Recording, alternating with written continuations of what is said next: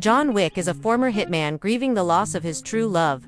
When his home is broken into, robbed, and his dog killed, he is forced to return to action to exact revenge.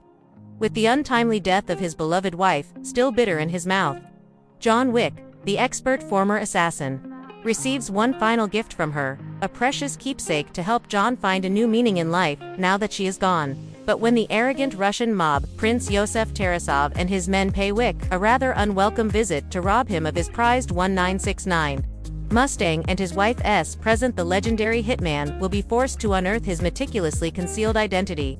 Blind with revenge, John will immediately unleash a carefully orchestrated maelstrom of destruction against the sophisticated kingpin, Vigio Tarasov, and his family, who are fully aware of his lethal capacity. Now, only blood can quench the boogeyman's thirst for retribution. In New York City, John Wick is grieving the death of his wife Helen, who had arranged for him to receive a beagle puppy to help cope with his loss. A few days later, a group of Russian gangsters led by Yosef Tarasov accost John at a gas station and fail to intimidate him into selling them his 1969 Boss 429 Mustang. To that night, they break into John's home, assault him, kill the puppy, and steal the car. Yosef takes the Mustang to a chop shop to remove its identifying details. But the shop owner, Aurelio, recognizes it and refuses service. Aurelio informs John that Yosef is the son of Vigio Tarasov, the boss of New York City's Russian mafia. Upon learning of his son's actions, Vigio berates Yosef for incurring John's wrath. He reveals John was once a hitman in his employ, and was renowned and feared in the criminal underworld as the Baba Yaga, a ruthless, relentless man of focus, commitment, and sheer will. After John fell in love with Helen, a civilian, Vigio gave him a seemingly impossible task to earn his freedom. He succeeded.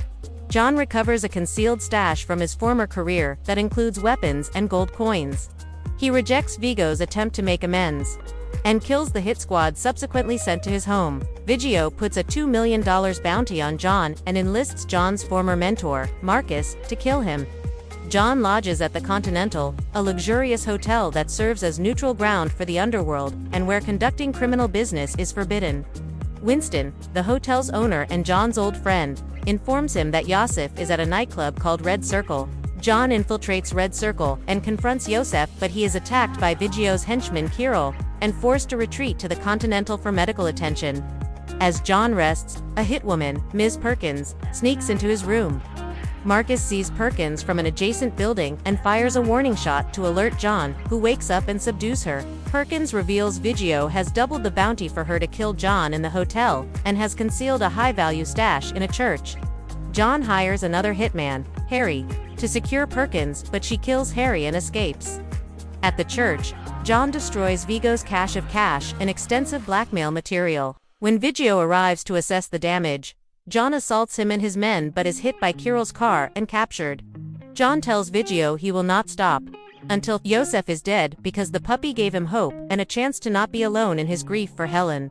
Marcus again intervenes to save John, who kills Kirill and threatens Vigio into revealing Yosef's location in a safe house. John attacks the safe house and kills Yosef. Marcus encourages John to return to his everyday life.